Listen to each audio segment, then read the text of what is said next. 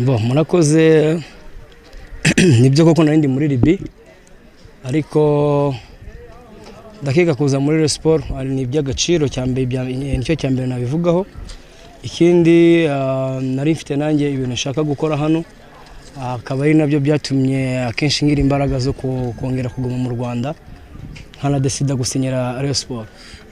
Bonsoir coach, c'est le troisième retour ici dans ce club Rayon Sport. Y a-t-il des changements ou quelle est votre impression pour le moment? Oui, iyi ni High Voice TV naho nge nitwa Albert Nduwayezu umugaragu w'ibyegeranyo bya sport. Ikipe ya Rayon Sport imaze iminsi isinyisha abakinnyi bakomakomeye ndetse murabizi yuko azanye n'umutozo ukomeye muri kubona kuri ekara yanyu ni Robertinho. Yari ari kuvuga uburyo nyine yabonye ikipe ya Rayon Sport ubwo yari gukina umukino wayo wa mbere ari kugerageza abakinnyi afite, ari kugerageza ikipe afite, ari kugenda areba uburyo yitegura shampiyona. Mwese mugenda mukurikirana uburyo Rayon Sport iri kugenda yiyubaka, ndabiza abakunzi ba Rayon Sport mukurikirana hafi ndetse nkuko abakunzi bandi makipe mugenda mukurikirana hafi mukeba wanyu, abafana APR FC bagenda bakurikirana uko Rayon Sport igenda yitegura, abafana ba AS do Kigali, abafana ba Police FC, abafana ba za Musanze, abafana ba za Kiyovu Sport, abafana ba za AS do Muhanga, abafana b'amakipe agiye akomeye nka za MVC, Mukura, Victory Sport. Mugenda mukurikirana uburyo ikipe ya Rayon Sport igenda yiyubaka, uburyo amakipe yagenda yiyubaka, uburyo amakipe agenda hangana. Ikipe ya Rayon Sport rero muri kubona ni ikipe iri kugenda yitegura shampiyona y'uyu mwaka saison 2024-2025 izatangira vuba aha. Iyi kipe ya Rayon Sport irutse gusinyisha umutoza Robertinho yigeze no kwinyuramo, muri kumubona kuri ekara ari kugenda aganira n'abanyamakuru agenda avuga uburyo ikipe ya Rayon Sport iri kugenda yitwara, agenda avuga uburyo ari kwitwara ku isoko. Du Rayon avec moi avant. Okay? Après ça, je suis très content parce que la réponse était très positive avec bonne performance. Le premier mi-temps, on a raté 7 occasions de but. 7 occasions de but avec le touche de balle, avec le overlapping. Ça, c'est très positif. Et félicitations pour notre opponent, l'adversaire, parce que c'est une bonne équipe aussi, expérimentée. Ils ont difficulté beaucoup notre. Rero ndagira mbabwira yuko ikipe ya Rayon Sport ntabwo ari ikipe mubone iri gukina iri gutsinda muri no minsi gusa, ahubwo na kera ni ikipe yatsindaga. Ngiye kubagezaho ijambo perezida we ubwe Juvenal Habyarimana yabaga iki gihugu cy'u Rwanda yivugiye ubwo ikipe ya Rayon Sport yahagarariraga u Rwanda mu mikino mpuzamahanga, ubwo yasohokeraga u Rwanda igatsinda ikipe yo mu gihugu cya Sudani. Araza kubivuga navuga uburyo ntabwo ari ikipe ya Sport yari isohokera u Rwanda ngo ikine n'ikipe ya Sudani, ahubwo ari kubivuga avuga uburyo ari igihugu cy'u Rwanda cyase nkaho ari igihugu gitsinze cya Sudani. Ni ikipe ya Sport yari ikomeye mu myaka yo hambere, ni ikipe rwose n'ubu ngubu kandi ikomeye.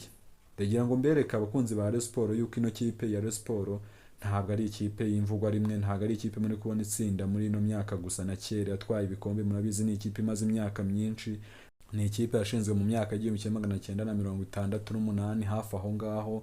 Ni ikipe imaze imyaka myinshi y'ubukombe, ifite abafana benshi cyane muri iki gihugu cyacu cy'u Rwanda. Respecter le style du jeu de l'équipe, mais j'ai déjà changé aujourd'hui le style du jeu. Hein? C'est pour ça on a joué 4, 2, 3, 1. Le deuxième mi-temps j'ai changé. Numvise ko ikipe yatsinze nako nabikukiraga muri radio byaranshimishije. Ni nacyo naje kwerekana uyu munsi, kuko uyu munsi nyine twaje kwishima hamwe na equipe ya Rayon Sport yatsinze Sudan. Kandi rero tukavuga ko ari equipe ya Rayon Sport yatsinze, ni u Rwanda rwatsinze Sudan. Niyo mpamvu icyo gihe nkuko bose babyerekanye, ntabwo ari abafana ba Rayon Sport baje gusa, abafana ba Rayon Sport bari abanyarwanda bose. Twabaye twese abafana ba Rayon Sport. Niyo mpamvu rero twajanga kuko byadushimishije. Nkagira ngo nerekane ko icyo gihe Rayon Sport itsinda, u Rwanda rutsinda, berekanye ko kuko gushyira hamwe kumvikana ari byo bizamura igikorwa, ari byo bizamura siporo, ndetse twavuga ko nabyo bizamura igihugu. Uze ko intambara yari yahagaritse imikino, yarahagaritse ibyo kwidagadura, ariko intambara ntabwo igomba guhagarika ubuzima. Icyanzanye hanga rero no kugira ngo mbabwira ngo bakomeze batera imbere bakomereza aho ngaho. Nahoze nganira na perezida wa Rayon Sport nabyo maze kubwira abakinnyi bamaze gutsinda Sudani, ikipe ya Sudani yavuga ati muzatubabarire maze muzatsinde na Kenya kugira ngo abafana bacu muri Sudani bazabone uko mukomeye. None musabye abakinnyi ba Rayon Sport izo mbabazi Sudani yabasabye muzazitange maze mutsinde Kenya. Kandi rero bambwiye ko Kenya idakomeye kurusha Sudani, ko rwose nayo tuzayitsinda.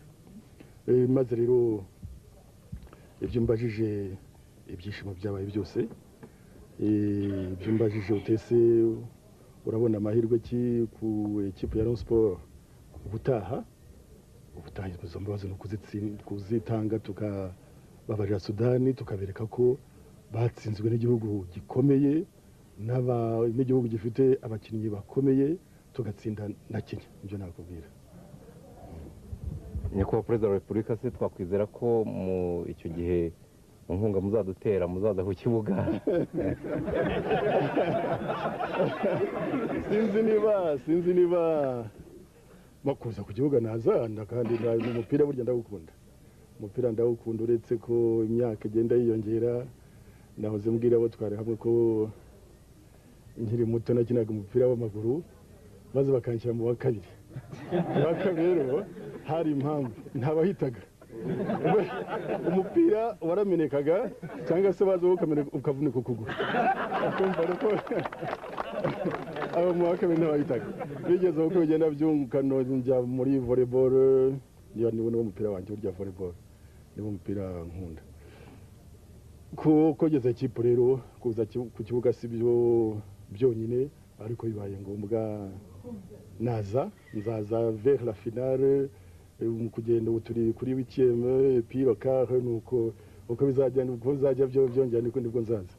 Kandi rero ikintu nakongeraho, ntabwo twaje gushyigikira ikipe ya Rayon Sport gusa ngo nuko yatsinze, twaje no gushyigikira amakipe yose uko agerageza kujya mu mikino mpuzamahanga. Ari abatsinze twaje gushima, hari n'abatarashoboye gutsinda. Icyangombwa none tugomba gutsinda, ariko rero kuba warateye intambwe ukagera aho ngaho nabyo bikwiye gushimirwa. Niyo mpamvu na za Kiyovu tuzishyigikiye, na za Mukura ejo bundi nubwo itagize amahirwe menshi, ibyo byose izo zose turadushyigikiye.